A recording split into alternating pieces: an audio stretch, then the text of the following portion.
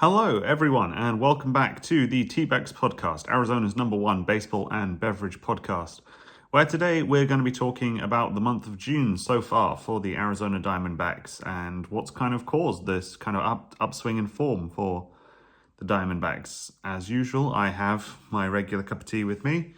Today it is a cup of Twinings Golden Breakfast Tea, so cheers. So, the mid-month review for the Diamondbacks. So far, we are 13-6 through June. This has included beating the Mets 2-1 across 3 games. 1-1 against San Francisco. A series win, 2-1 against the Padres. 4 wins out of 5 against the Angels and the White Sox. And a series win, 2-1 over the Nationals, with Game 3 having just concluded with a dramatic third inning as I record this. Let's break down a little bit of those games. It was tougher going than perhaps it needed to be against the Mets. The Mets, of course, who were just about to head off to the London series, but we got through that one. The San Francisco series was strangely both exciting and a dead rubber, but then things really kind of kicked into gear with taking 2 over the Padres, obviously who we were chasing for the second spot in the NL West, including a dramatic win in Game 3, of which, as you who listen to the podcast will know, was attended in person by yours truly, myself. And I'm not going to say that the Dbacks kicking on after that is solely down to me kind of having a chat and cheering on Torey Lovullo as he came over to say hi to the Diamondbacks fans after that game, but I'm not going to say it's not down to that either. Then we took 4 out of 5 wins in a series of games at Chase Field. We got 1 up over the Angels, even though it is an Angels, of course, having lost Shohei Ohtani over the summer. And then, of course, they don't have Mike Trout. He's out due to injury at the moment. They're still a fairly formidable team. Mickey Moniak was hitting well. Logan O'Hoppe started to get the better of Jordan Montgomery through his start as well. But we got through that. And then, of course, the return of almost World Series winner and NLCS winner Tommy Pham with the White Sox, who was presented with his NLCS ring before Game 1 of that series. And we took that series too. And then we obviously earned the series win against the Nationals today. So if we're going to pretend that the nightmare that was Pavin Smith pitching and subsequently becoming the worst Diamondbacks pitcher in history, and yes, I am including Josh Rojas pitching a while back, we're going to pretend that little nightmare didn't happen, and instead we're going to choose to focus on the positives at the moment. We're going to break down what has caused this kind of upturn in form and see what we're doing differently, what Torey Lovullo is telling guys to do differently, what little tweaks have resulted in this big upswing in our statistics, especially at bats, but also in kind of what's got our pitching working. We'll start with the pitching. Obviously, both of our kind of ace guys, Zach Gallen, Merrill Kelly, both of them on the IL at the moment. Zach Gallen's only on the 10-day, but Merrill Kelly had been moved to the 60-day IL a few days ago. So that's looking rough, but even Montgomery, who hasn't had a spring training, has looked like he's picked up his form a bit. Brandon Pfaadt's doing okay. He got the win the other day, despite not recording a K.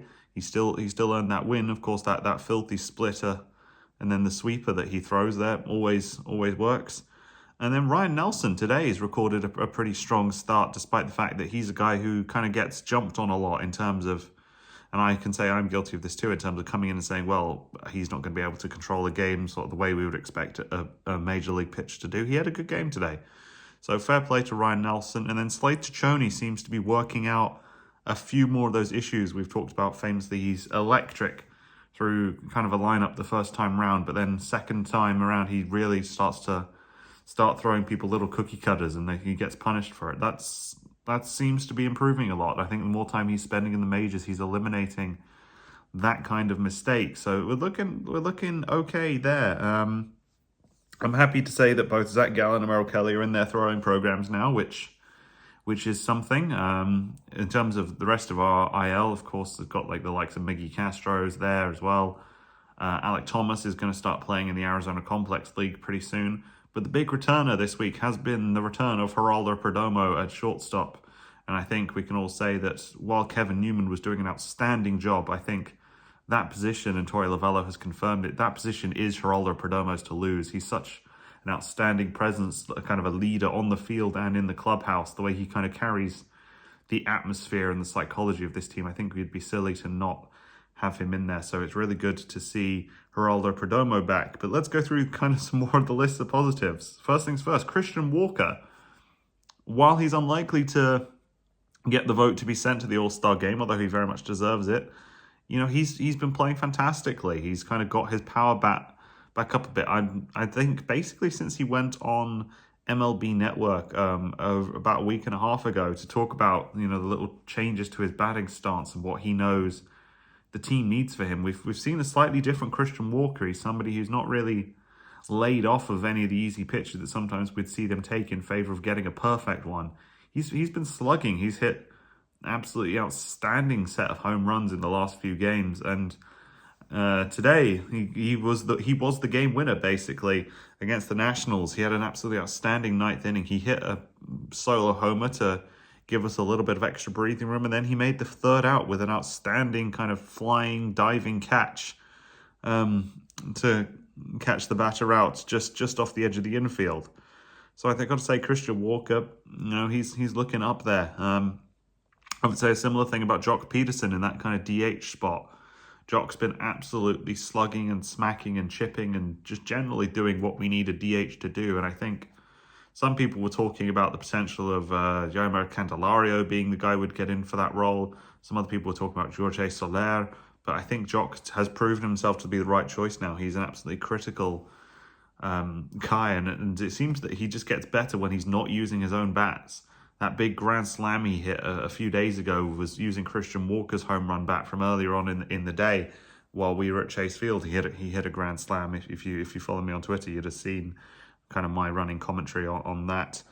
And then I think that we've got to talk about Corbin Carroll. You know, he's back in that leadoff spot, but it looks like he's got a bit more of his confidence back. He's adjusted some of his mechanics. His step into the swing is a bit different, and he's absolutely motoring. And you know, there was a pitch a couple of days ago. He basically hit what everyone thought would be a basic outfield bloop single, and somehow he made it to third base. He turned it into a triple. There was a little bit of a fumble from the opposition center fielder, and Corbin turned it into a triple. He got his head up, he started motoring, those arms were pumping, and he got round to third base. And I think that's the Corbin we're used to seeing, especially since he's also taking a few more walks. He's going to get on base a little bit better because he's started laying off of those high fastballs, not swinging wildly at them when he has no chance of doing it, and not grounding out when he does make contact. Corbin on base is causing problems. He's had multiple games where he's had multiple hits, multiple steals, runs scored for the most part. Less so runs batted in since he's the leadoff guy, but he's been making an impact, and I think that's really good for us to see. And of course, Corbin wouldn't be able to make so much of an impact if not for the guy that's number 2 behind him in the batting order, Ketel Marte, who, if you haven't sent in all of your votes every day from now until voting closes for the All-Star game, get voting for Ketel Marte at that second base spot. Right now, he's behind Luis Arias for that spot, and he's beating Arias in every single batting statistic. But you know, Arias is a popular guy, so I think if we want to cause a little bit of our upset and get, you know, an all-star in there, let's make it Ketel Marte. He's wanted in Texas. If you've kind of got that poster that they're giving out at Chase Field right now, that old style wanted poster, go scan that QR code, go vote for Ketel Marte, because we need him there. It'd be so good to kind of rally the team around having an all-star of that magnitude. Like, you can remember just how good the Dbacks were in the couple of weeks following last year's All-Star game in Seattle, having sent Lourdes Gurriel Jr., Geraldo Perdomo, Corbin Carroll, and Zach Gallen all to the All-Star game. We need something like that again, and obviously everyone loves Ketel. He's probably one of our best players, maybe our best, depending on where you view him compared against Walker and Corbin and Gallen. But we got to be sending in more of those votes. Next up on the list, let's talk Jake McCarthy, raking Jake. He's been hitting absolutely outstandingly. He's a guy that's hitting home runs despite not really being what we would call a traditional power bat. He's got good speed. He's kind of been making that right field spot all his own, with Corbin sitting in center field. And he's been making the difference. He's scoring runs, he's batting in runs, he's hitting solo homers when he needs to for insurance. And I think it's got to say, when Alec Thomas is going to come back in from injury, there's going to be some serious competition for those outfield spots. I think Lourdes Gurriel Jr.'s kind of got to up their game a little bit if he's going to stay there, because an outfield of Alec Thomas, Corbin Carroll, and Jake McCarthy looks like it could be a very, very powerful option once we get it back. And Alec Thomas, as we know, once he comes back from injury, he's always raring to go. He was coming back of a slight strain in his shoulder coming into the NLCS last year against the Phillies. And he was part of that big rally with that smashing, massive home run. He stepped up when it counted. So Jake McCarthy, Alec Thomas, who's gonna be playing in that spot for us? And what does that mean for where we are in the divisional standings? Well, we're back to second as of recording this at this exact moment in the NL West and in the NL wildcard, which is not something I think any of us would have predicted 3 weeks ago before the start of the month. This little mini Diamondbacks rally is really starting to actually affect the standings in a big major way. And I think that those 2 wins in the 3-series game over the Padres, I think that's made a bit of a difference. The Padres form has dropped off a little bit, and they've got some good players in there. You know, the Jake Cronenworths, your Ha-Seong Kims of the world. Let's not talk too much about Fernando Tatis Jr. unless he comes and absolutely dominates us later in the year. But, you know, getting those 2 games in that 3-game series over the Padres, I think has demoralized the guys over in San Diego a little bit. And we're capitalizing on that opportunity. I think when we saw that we had that 5-game stretch at Chase Field coming up over 5 days of 2 games against the White Sox, 3 games against the Angels, that was something we had to make the most of. And I think some people might have been expecting, you know, some sweeps in there, but, you know, the wins we got were enough. 4 wins out of 5 is not to be sniffed at. 4 wins out of 5, if that's what we're doing with every 5-game series, that's going to put us in, you know, Phillies early season form territory, and that's pretty good. Excuse me. Every once in a while, you've just got to slurp some tea.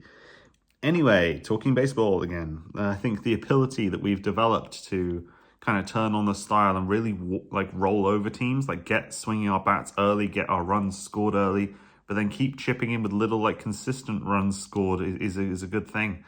I think we've been grounding into one too many double play balls at times. I don't want to point fingers, but Gabby Moreno has been especially guilty of that when we've had men, especially men who are when we've got a guy coming in at second and third, and we're grounding into double play across second and first.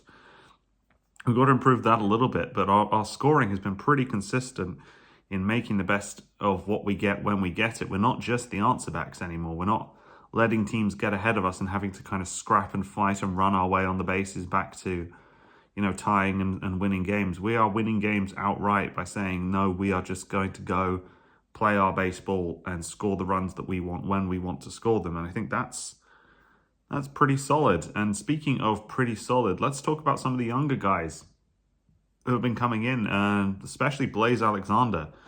I really want to highlight Blaze Alexander because he's establishing himself as a fan favorite because he's got a pretty cool name. But everyone was wondering, well, what's going to happen to him? He seems to be, the third choice for shortstop now because he was second choice behind Newman. He's third choice now behind Perdomo and Newman. What's going to happen with him?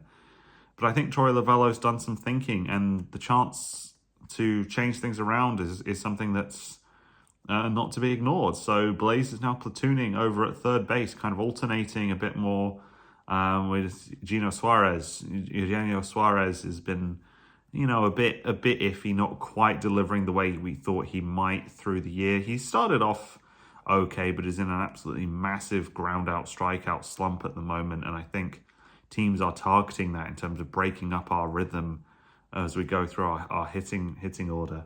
So, Blaze Alexander has come in and is being platooned at that spot, and sometimes Gino's being DH, sometimes Gino's benched when Blaze does that.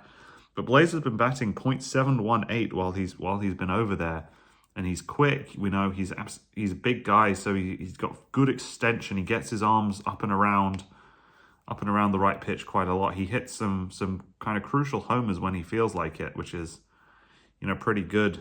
And we'll take that from a young guy, and a young guy who we thought, well, how's he gonna kick on? How's he gonna develop? He's an exciting prospect, but what are we gonna do with him this year when he's seemingly going to be behind a few other guys in the order.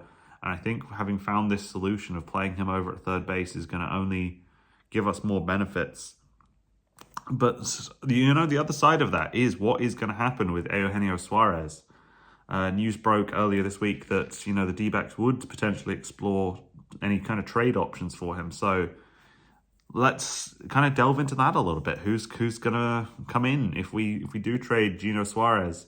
Where's Gino going? What are we kind of looking to trade in exchange for him? And I think there's obviously going to be talk of, do we just go and find, number 3, number 4 starting pitcher from somewhere? Because the injury list is just going to get worse. And I think some people still have issues about whether Ciccione's good enough, whether, Montgomery is going to be able to do a full season without, injuring something, whether or not there's any setbacks with, Zach Gallen or Merrill Kelly's recovery. Do we go and get a third or fourth in the rotation starting pitcher from somewhere for Gino Suarez? I think for the right team, especially with the trade deadline approaching through July, Gino Suarez could be a really valuable trade asset. But in terms of who would we get for them, it's hard to kind of estimate their value when you compare it from,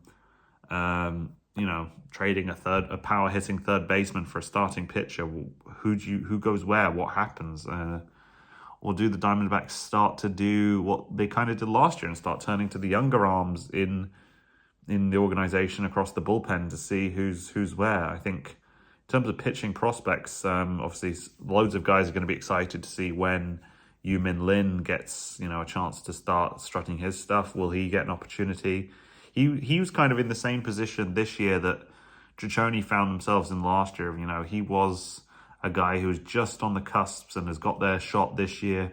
But I think last year we had a lot less of a dramatic injury situation when it came to pitching. So, does Yu-Min Lin get a run out as we get later into the season and arms start to get a bit more fatigued? Do we start doing, Scott McGuff as an opener like we've tried a couple of times in the last few weeks and let one of these younger guys come in instead of having to just run a bullpen day? Because even though I like the guys we have in our bullpen, I think between Manaply, Ginkel, and Justin Martinez, who, as any regular listener to the podcast will know, I think is a fantastic prospect and somebody we have to, really kind of mold and build that bullpen around, because he has the possibility to be a real Aroldis Chapman shutdown kind of 8th inning setup and closing kind of guy. Obviously, I'd love to have, somebody who can throw 102, 103, 104, as a starting pitcher, but realistically, that's not going to happen. I think we as Diamondbacks fans like to think about things in terms of, are they the big unit? No. Okay, well, then we're not happy with it. But I think we have to consider that, Martinez could be the guy to build our bullpen around, especially since Sewell is, in the twilight of their career. They're good, but they're not going to be around for the long-term vision. So let's start molding Martinez as well as we can already.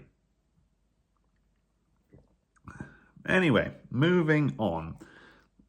Potential trade candidates. Who do we go and get in exchange for Eugenio Suarez? Because you're not going to get, a pitcher of like a Dylan Cease kind of quality, or Corbin Burns, who was linked with us before they went to the Orioles this year. You're not going to get somebody of that quality, and you're certainly not going to get, a Yoshinobu Yamamoto.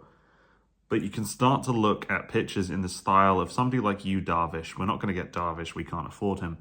But the sort of style of pitching that we're looking for there, we've got quite a lot of technical guys, but we don't have a huge amount of dominate things through pure intellect guys, real smart baseball pitchers. I think Merrill Kelly is going to be that guy when he comes back. But, Zach Gallen has a good balance of power versus a range of pitches.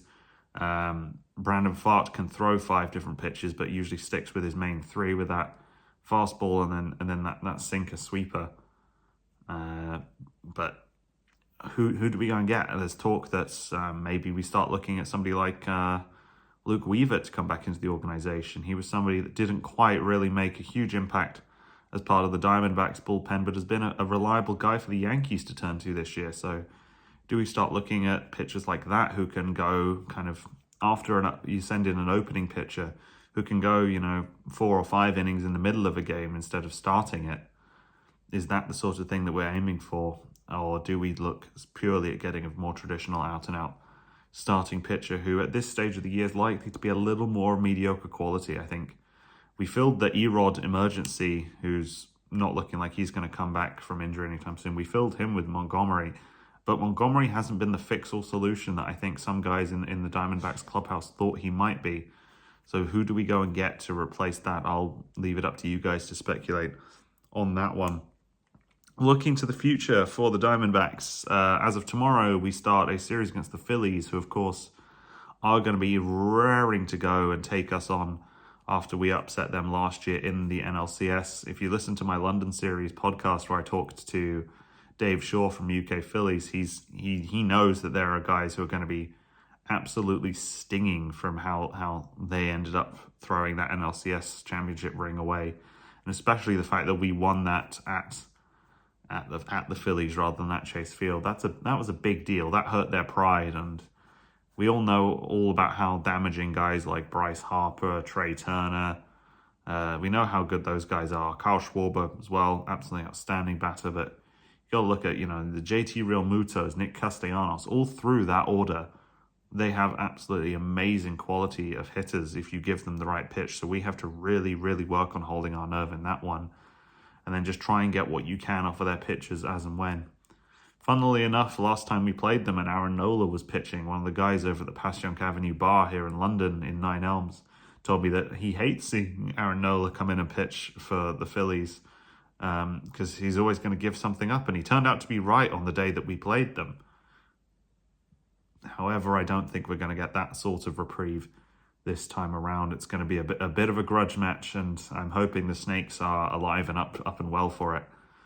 But we'll have to just wait and see. In the meantime, thank you guys very much for listening to Arizona Dbacks podcast, the #1 baseball and beverage podcast in Arizona. I would rapidly urge you to, go vote for Ketel Marte in, the All-Star voting. Remember, you can vote up to 5 times a day from any device, from any account on MLB.com. And I'd like to say also, please go subscribe, follow the podcast wherever you're listening from. We're also on YouTube, so you can go and subscribe over there. But thanks as always. Your viewership is always appreciated, and I'll see you on the next one.